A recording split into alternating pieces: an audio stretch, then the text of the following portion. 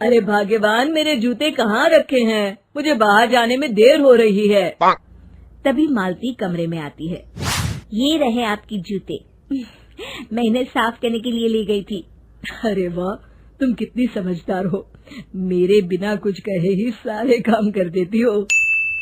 तभी मालती झिझकते हुए रमेश से कहती है, सुनिए जी, आपसे एक बात कहूँ, बुरा तो नहीं मानेंगे ना? अरे नहीं नहीं, बेफिक्र होकर कहो। शादी से पहले मैं अपने मायके में नौकरी करती थी। मैं चाहती हूँ कि अब मैं फिर से नौकरी करना शुरू कर दूं। वैसे भी सारा दिन घर में बोर हो जाती हूँ। देखो मालती, तुम्हारे नौकरी करने से मुझे कोई ऐतराज नहीं है, लेकिन तुम्हें एक बात बता दूं, हमारे खानदान में आज तक कभी किसी औरत ने नौकरी नहीं की। फिर भी एक बार तुम माँ से पूछ कर देखो, अगर वो तुम्हें नौकरी करने की इजाजत दे देती है तो अच्छी बात है। रमेश वहाँ से चला जाता है। फिर उसी शाम मालती अपनी सास के पैर दबा रही होती है। तभी उसकी सास मालती से कहती है, अरे क्या बात है बहू, आज तो ठीक तरह से मेरे पैर नहीं दबा रही। किसी ख्याल में खोई पड़ी है क्या? मैं भी तो जानूं आखिर बात क्या है। अब दरअसल वो माँ जी। अरे हाँ हाँ बोलो, इतना सोच क्यों रही हो? माँ जी, अगर आप बुरा न माने तो मैं नौकरी करना चाहती हूँ। घर के काम करने के बाद मेरे पास काफी वक्त बच जाता है। मालती की ये बात सुनकर उसकी सास गुस्से में कहती है, अरे बहू, तेरी तबीयत तो ठीक है ना? आज ये कैसी बहकी बातें कर रही है? भला हमारे खानदान में आज तक कभी किसी औरत ने नौकरी की है जो तू नौकरी करने की बात कर रही है, हैं? अरे बहू, तू क्या रिश्तेदारी में हमारी नाक कटाना चाहती है? जितना जल्दी हो सके अपने दिमाग से नौकरी का भूत उतार दे, और अब जा, जल्दी से रसोई में जा, खाना बनाने का वक्त हो रहा है। मालती मन मार कर खाना पकाने के लिए रसोई घर में चली जाती है। अगले दिन, नमस्ते माँ जी, कैसी हैं आप? अरे आओ आओ दिवाकर बेटा, बैठो, मैं तुम्हारे लिए चाय मंगाती हूँ। बहू, जरा एक कप चाय तो लेती आना। फिर दिवाकर एक फाइल खोलकर मालती की सास के सामने रख देता है। ये देखिए माँ जी, ये है पिछले महीने का हिसाब और ये रहे मुनाफे के रुपए। एक बार हिसाब देख लीजिए और इन कागजों पर अपने दस्तखत कर दीजिए। अरे दिवाकर बेटा, मैंने भला आज तक कभी तेरा हिसाब देखा है जो अब देखूंगी? ला बता, कहाँ दस्तखत करूं?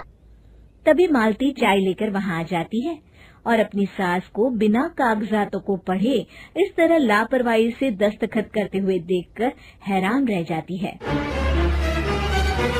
अच्छा माँ जी, अब मैं चलता हूँ, फैक्ट्री में बहुत काम है। फिर दिवाकर वहाँ से चला जाता है।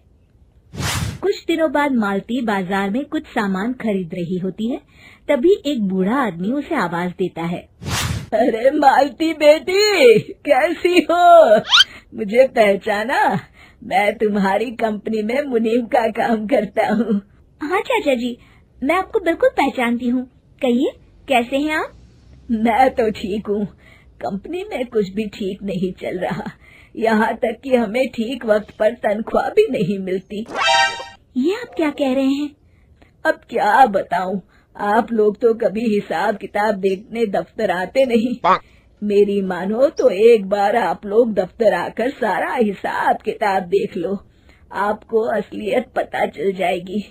अच्छा बेटी, अब मैं चलता हूँ, देर हो रही है। फिर वो बूढ़ा वहाँ से चला जाता है। वहीं दूसरी तरफ मालती घर पहुंचकर अपनी सास को सारी बात बताती है।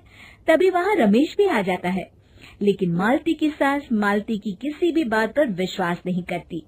तभी रमेश कहता है, अरे माँ, बिना आग के कभी धुआं नहीं उठता। जब मालती इतना कह रही है तो हमें एक बार दफ्तर चलकर देख लेना चाहिए। वैसे भी हम लोग काफी दिन से अपने दफ्तर नहीं गए हैं। इस तरह किसी एक आदमी के भरोसे काम छोड़ना मुझे भी ठीक नहीं लगता। अगले दिन वे सभी अपने दफ्तर पहुंचते हैं और सीधे दिवाकर के कैबिन में जाते हैं। अचानक सबको एक साथ देखकर दिवाकर चौंक जाता है। अरे माँ जी, आप सब लोग अचानक यहाँ कैसे आ गए? अगर कुछ काम था तो मुझे एक फोन कर दिया होता, मैं आपके घर आ जाता। तभी मालती की सास कहती है, अरे दिवाकर बेटा, आज मैं हिसाब देखने दफ्तर आई हूँ, जरा मुझे पिछले 6 महीनों का हिसाब दिखाना तो बेटा। दिवाकर घबराते हुए हिसाब की फाइल मालती की सास को देता है। मालती की सास फाइल लेकर मालती को देती है और कहती है, ले बहू, देख ले हिसाब। मालती फाइल को बड़े गौर से देखती है और अगले ही पल उसे सारी गड़बड़ी समझ में आ जाती है। वो अपनी सास से कहती है, माँ जी, मुनीम चाचा बिल्कुल सही कह रहे थे। हमारी कंपनी में पिछले 6 महीनों में जितना मुनाफा हुआ है, हमें उसका आधा पैसा भी नहीं मिला। यूँ समझ लीजिए कि 1 रुपये में सिर्फ चवन्नी ही हमारे हाथों में आई है। मालती की बातें सुनकर मालती की सास गुस्से से दिवाकर को पूछती है, क्यों दिवाकर, मेरी बहू जो कह रही है वो सच है?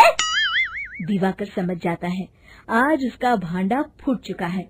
वो गिड़गिड़ाते हुए कहता है, मुझे माफ कर दीजिए माँ जी, मैं पैसों के लालच में अंधा हो गया था। अरे वाह दिवाकर, तू तो 1 नंबर का चोर निकला। इतने दिनों से मैं तुझ पर आंख बंद करके भरोसा करती रही और तू मुझे ही चुना लगाता रहा।